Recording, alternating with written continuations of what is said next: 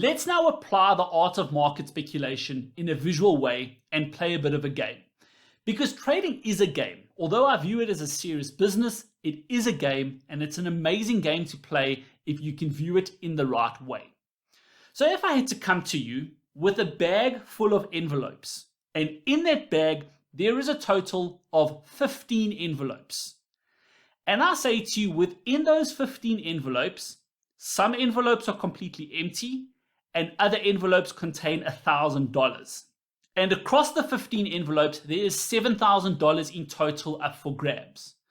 But in order for you to reach your hand into that bag and remove an envelope to see whether one contains money or if it's empty, you have to pay me $500 each time you want to take an envelope out. The odds are that if you pay me $500 and you take an envelope out and it's empty, I get to keep the $500.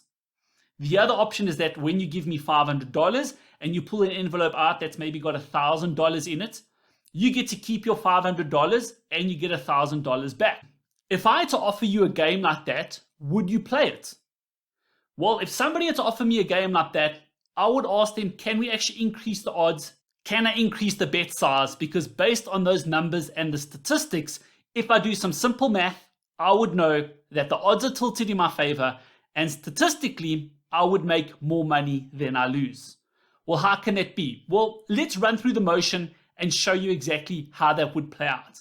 So of the 15 envelopes, I decide to pay up the $500. I pull one envelope out the bag and I open it up, and to my surprise, that envelope is empty. Well, I know, there's 15 envelopes. I know that there's $7,000 across the 15 envelopes, and so the chances are still stacked in my favor, and I'm now just one envelope closer to getting my next winning envelope. So I lose $500 and I pay up another $500 to find out whether my next envelope will be a winner. Once again, to my surprise, that envelope is empty. So now I'm down $1,000, but I've got 13 envelopes to go and there's still $7,000 up for grabs. So I pay up another $500, pull out another envelope, and there I go. I've got my first winning envelope and I get my $1,000. So now I'm back up to break even. I've lost $500, but I've gained $1,000 and I'm back to break even. I do this on the fourth envelope. It's a loser. The fifth envelope is a winner. Great. So now I'm down $1.5, but I'm up $2,000. So now I'm up $500, which is absolutely great. So now I am winning 5 envelopes down, 10 envelopes to go, and we've still got $5,000 up for grabs. So I pay up again. It's a loser, followed by a winner, followed by another winner, and a third winner, and followed by another winner. So we are up net $4,000 at the moment, and things are looking great. We know that there is only another $1,000 left between the 5 envelopes. So at this point, one can decide, do we maybe not take the risk and know that there are 5 more envelopes to open, only for another $1,000? But let's just go through the motion and say we want to open up all the envelopes.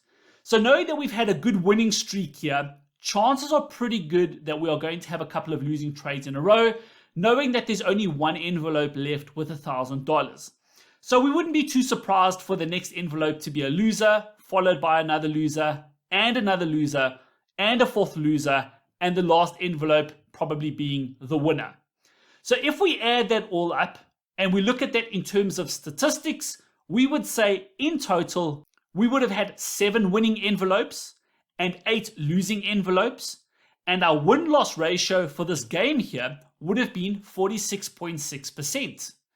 And if we then further look at our average loser, which was $500, and our average winner was $1,000, our profit factor was 1 to 2.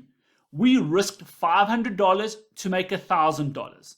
And so our winners were double the size of our losers. We know that the odds were tilted in our favor because we would make more than we would lose over the 15 envelopes, even though we were wrong more than we were right.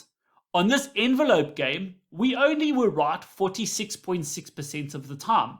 We had only 7 winning envelopes and we had 8 losing envelopes, but we know that the envelopes that we were right on, we would have doubled our money, and the ones that we were wrong, we would have only lost $500. So apply this game now to the game of trading. If we no longer looked at this example as envelopes, but we looked at them as trades, and we knew that when reviewing our trading statistics and our history, we had a win-loss ratio of 46.6%. Let's just say that that was the statistic and the win-loss ratio that our system was generating over 15 trades. Maybe we've got a trading system with a history of 100, 200, 300 trades, and we know over that large sample of trades, on average, we are right only 46% of the time. Looking at the next sample of trades, maybe we're looking at the next 15 trades, we know that we might be right 46.6% of the time. Also knowing that our average profit factor is a 2 to 1. So we are making twice as much on our winning trades versus our losing trades, which helps us to offset the amount we are losing by the amount that we are winning. To tally up the final net profit of this example, whether it's envelopes or trades, no matter how you look at it, looking at it over a sample of envelopes or a sample of trades, ultimately you would have made $7,000 and you would have lost only $4,000, making you net profitable $3,000. And we need to look at our trading in the exact same way. We cannot get too caught up in the trade to trade basis. Just like we knew when we pulled an envelope out, it could be a winner, it could be a loser. But we know that over a large sample of envelopes, we would have been net profitable. And our trading system is no different. If we know our trading system has got a 46.6% win-loss ratio, and on average we are making twice as much on our winning trades versus our losing trades, then what is the reason to not take the next trade? It's because we think we know what's going to happen, and we have an expectation that we are going to win. But that is the wrong expectation. And we need to not look at it on a trade-to-trade basis, but we need to look at it over a larger sample. I usually say between 20 to 25 trades is a decent sample size. After 25 trades, if things aren't looking so hot, then you might need to reconsider something within your trading system. If I go back and I look at the samples of 25 trades across my entire trading history, I have not had a single negative sample of 25 trades. I have had smaller samples within the 25, so I've had maybe 5 losing trades in a row, but eventually as I push through and I get closer to the 25 trades within that sample, eventually somewhere along the line I hit a big winning trade and it makes up for all those losers. And so if you look at smaller samples, maybe in samples of 5 trades, I've been negative in sample trades of 5, but if you expand that sample size to 20 or 25, I have not had a negative sample of trades over the last 5 years, which gives me even more confidence to pull the trigger on the next trade, not having any expectation except for expecting that something is going to happen. It's either going to be a winner or it's going to be a loser, but something is going to happen. But I know that if I stick to my rules and I stick to my trading system, eventually the odds will be in my favor, just like this game of envelopes and just like the game of roulette that the casino plays. So to wrap this up, the best way in order to do this is that you need to control your emotions. And this is trading psychology. It is such an important part of your trading.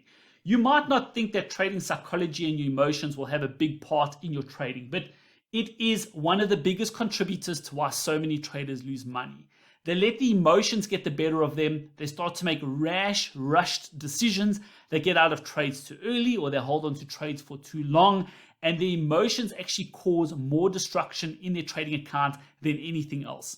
So you need to control your emotions. And you do this by having confidence in your trading system. You keep statistics, you keep a trading journal, you know what your win-loss ratio is, you know how big are your winners, how big are your losers, what is your profit factor, and that gives you confidence to pull the trigger on the next trade. The other big thing that really affects our trading is fear. This is the fear of missing out, the fear of leaving money on the table, the fear of just not being in the present moment or missing out on a trade. Fear is a massive one that causes a lot of traders to make mistakes and lose money for their portfolio. And the other major emotion is aggressiveness. Sometimes we feel like we want to revenge trade. We have a losing trade followed by a losing trade and another losing trade, and now we want to risk more because we want to catch up for the losers, or we feel like we need to get revenge on the market. And this is bad news. Revenge trading is going to cause even more destruction within your trading portfolio and will cause further frustrations. Bottom line, the best way that I overcome this is I just have an expectation that my next trade is going to probably be a loser. I have an expectation that something is going to happen.